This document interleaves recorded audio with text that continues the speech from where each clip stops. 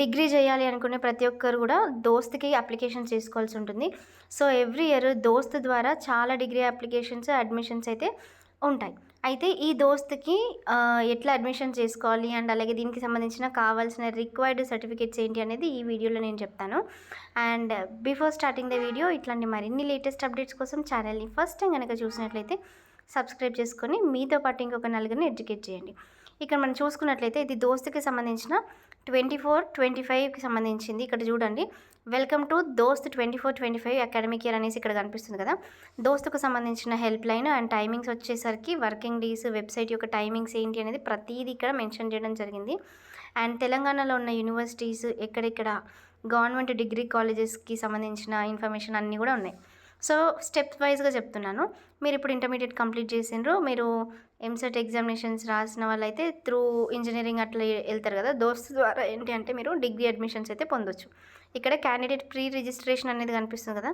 So దీనిపైన click చేయాలి. తర్వాత మీ డీటెయిల్స్ అన్నీ అడుగుతుంది. అయితే ఇక్కడ ఒక ఇంపార్టెంట్ థింగ్ అదేంటంటే మీ యొక్క ఆధార్ కార్డు, మీ యొక్క మొబైల్ నెంబరు 2 కూడా లింక్ అయి ఉండాలి. కొంతమంది ఏం చేస్తారంటే ఎగ్జాంపుల్ చెప్తున్నాను, స్టూడెంట్ ఫాదర్ నెంబర్ పెడుతుందనమాట. ఓటీపీ మా నాన్నకు వస్తుంది కదా, నాన్నే చెప్పేస్తారని. సో అట్లా కాదు. ఈ దోస్తుకి సంబంధించి కంపల్సరీగా మీకంటూ ఒక మొబైల్ నెంబర్ ఉండేటట్టు చూసుకోండి. అండ్ దానికి ఓటీపీ వచ్చే విధంగా అయితే ఉండాలి. సో ఇది మెయిన్. నెక్స్ట్ వచ్చేసరికి అప్లికేషన్ ఫీ పేమెంట్ ఉంటుంది. ఆ తర్వాత క్యాండిడేట్ యొక్క లాగిన్, హెల్ప్ లైన్ సెంటర్స్ కూడా అవైలబుల్గా ఉంటాయి. ఆ తర్వాత కాలేజెస్, కోర్స్కి సంబంధించిన ఎలిజిబిలిటీ ఎక్కడెక్కడ ఏంటి అనేది కూడా మనకి ఇక్కడ చూపించడం జరుగుతుంది. అయితే చాలామందికి డిగ్రీ కాలేజెస్ ఎక్కడ ఉన్నాయి ఏంటి అనేది తెలియదు. సో మీకు ఒకవేళ గవర్నమెంట్ డిగ్రీ కాలేజెస్ కావాలి అనుకుంటే ఇదిగోండి ఇక్కడ లిస్ట్ కూడా ఉన్నాయి. ఎక్కడెక్కడ ఏ కాలేజెస్ ఉన్నాయి దానికి సంబంధించిన కాలేజ్ వెబ్సైట్స్ కూడా ఉన్నాయి. ఇదిగోండి, ఫర్ సపోజ్ మీరు ఇక్కడ adilabad.edu అని కనిపిస్తుంది కదా.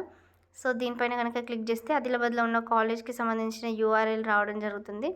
అట్లా ఆదిలాబాద్, భద్రాద్రి, మహబూబాబాద్, కొమరంభీం, ఆసిఫాబాద్, నల్గొండ ప్రతి ఒక్క డిస్టిక్లో ఉన్న గౌట్ కాలేజెస్ ఏవైతే ఉన్నాయో అవన్నిటి సముదాయం ఇక్కడైతే ఉండడం జరిగింది. నెక్స్ట్ కాంటాక్ట్ అస్ అనే దగ్గర వాళ్ళకి సంబంధించిన సర్క్యులర్స్ కానివ్వండి, వాళ్ళకి సంబంధించిన అప్డేట్స్ అవన్నీ కూడా మనం ఇక్కడ పొందడం అయితే జరుగుతుంది. సో గ్యాలరీ ఇవన్నీ ప్రొవైడ్ చేసిండ్రు.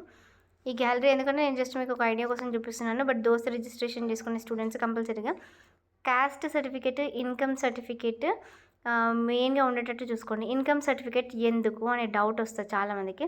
ఎందుకంటే మీకు రియంబర్స్మెంట్ అంటే గవర్నమెంట్ కొంత అమౌంట్ని మనకి ఎవ్రీ ఇయర్ రియంబర్స్మెంట్ కింద ఇస్తుంది అనమాట. అంటే మన తరపున ఖర్చు చేస్తుంది. ఆ ఖర్చు చేసే అమౌంట్ని మనమే పెట్టుకోవడం కాకుండా గవర్నమెంట్ ఇచ్చే రియంబర్స్మెంట్ మనకు ఒకవేళ వస్తే కొంత అమౌంట్ మనకు సేవ్ అవుతుంది కదా. సో ఆ విధంగా అనమాట, అందుకోసమని. సో ఇంకేమైనా డౌట్స్ కనుక ఉన్నట్లయితే కింద కమెంట్ చేయండి, నేను మ్యాక్సిమం రిప్లై ఇవ్వడానికి ట్రై చేస్తాను. Thank you.